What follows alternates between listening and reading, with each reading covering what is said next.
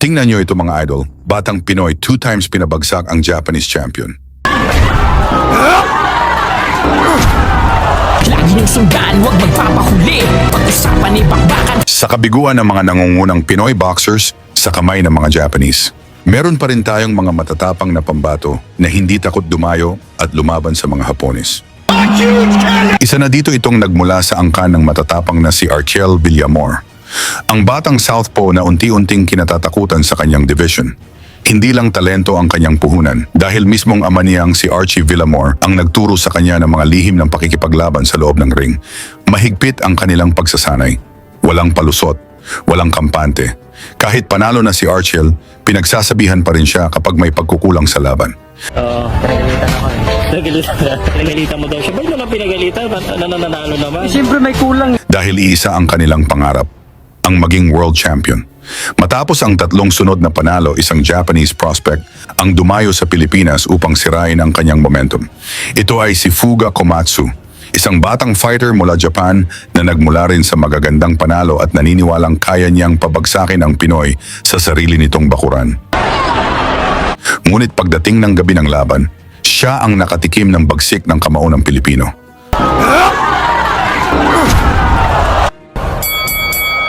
Sa unang round pa lamang, nagulat agad ang lahat.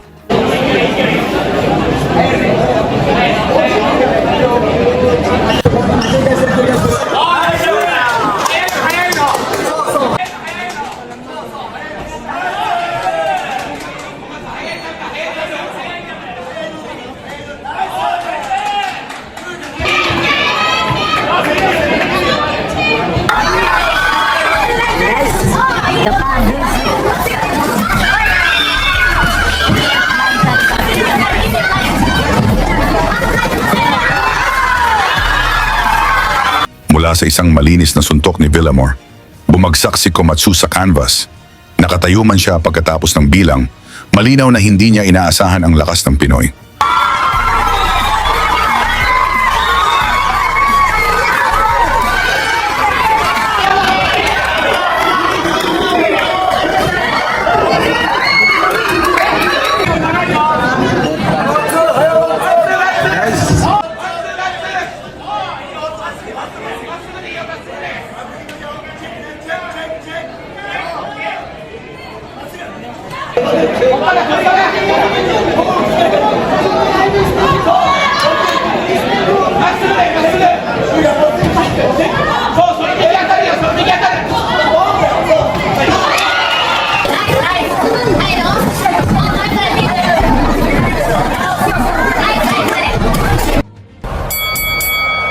Habang tumatagal ang laban, lalong lumalamang si Villamor sa bilis at katumpakan.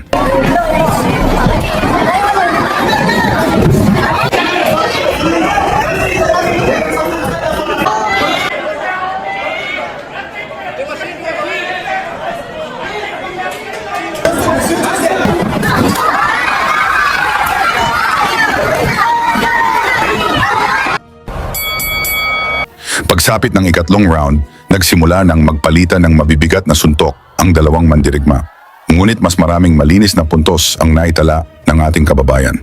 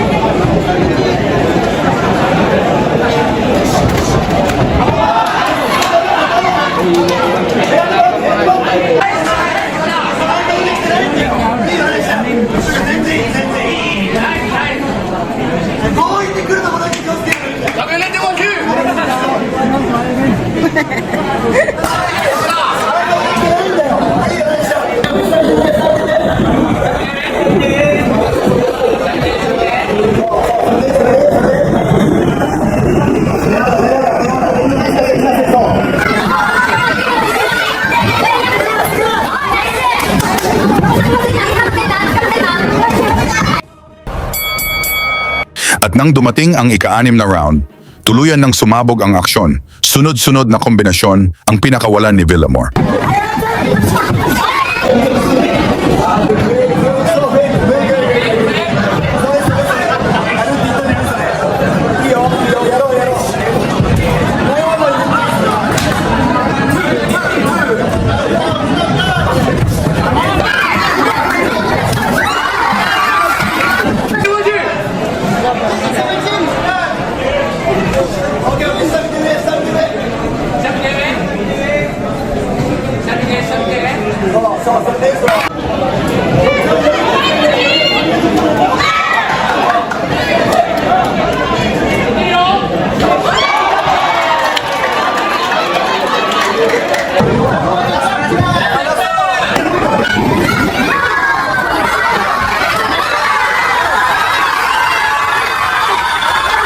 Hindi na kinaya ni Komatsu, muli siyang bumagsak. At bago pa makapagpatuloy ang laban, naghagis na ng tuwalya ang kanyang kampo.